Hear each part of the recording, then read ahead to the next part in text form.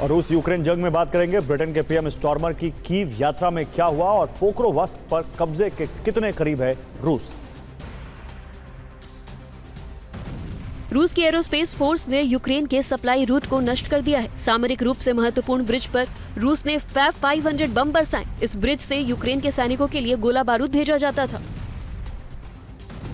Pokrovsk पर कब्जे की लड़ाई जारी है। रूस की सेना यूक्रेन के इस इलाके के काफी नजदीक है और काफी दिनों से कब्जे की कोशिश कर रही है। यूक्रेन लगातार रूस को रोकने की कोशिश में है। रूस के ताजा ड्रोन हमले में यूक्रेन का आर्म्ड व्हीकल तबाह हो गया है।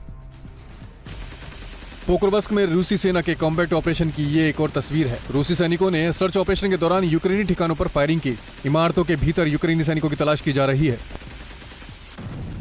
रूस ने जैपोरिजिया पर भीषण हमला किया है। हमले में रूसी सैनिकों का ठिकाना तबाह होने का दावा किया जा रहा है। जैपोरिजिया न्यूक्लियर सेंटर और कुछ इलाकों पर रूस का कब्जा है। यूक्रेन कब्जे को छुड़ाने के लिए लगातार रूस को चुनौती दे रहा है। बीती रात रूस ने कीव पर ड्रोन से भीषण अटैक किया है। एक साथ दर्जनों ड्रोन छोड़े गए हैं। यूक्रेन का दावा है कि हमले रिहायशी इलाकों में किए गए हैं। एक मकान पूरी तरह जलकर नष्ट हो गया। कुछ लोगों के घायल होने की भी खबर है।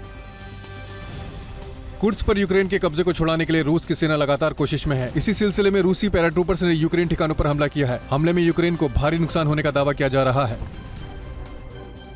ब्रिटेन के पीएम कीर स्टारमर ने यूक्रेन के साथ 100 साल के पार्टनरशिप एग्रीमेंट किया है।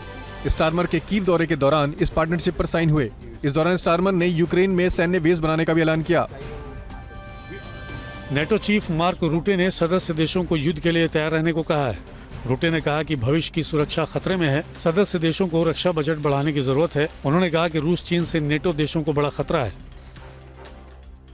पोलैंड के प्रधानमंत्री डोनाल्ड टस्क ने बड़ा दावा किया है। टस्क ने कहा कि रूस दुनिया में हवाई आतंक फैलाना चाहता है। पार्सल बम से रूस तबाही मचाने की साजिश कर रहा है।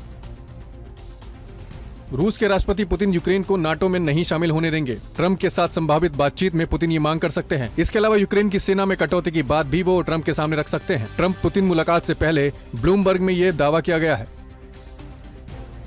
यूक्रेन के राष्ट्रपति जेलेंस्की ने बाइडेन प्रशासन से नाराजगी जताई है। बाइडेन प्रशासन के कई फैसलों पर जेलेंस्की ने सवाल उठाए हैं। उन्होंने कहा है कि बाइडेन प्रशासन ने समय पर उनको हथियार नहीं दिए।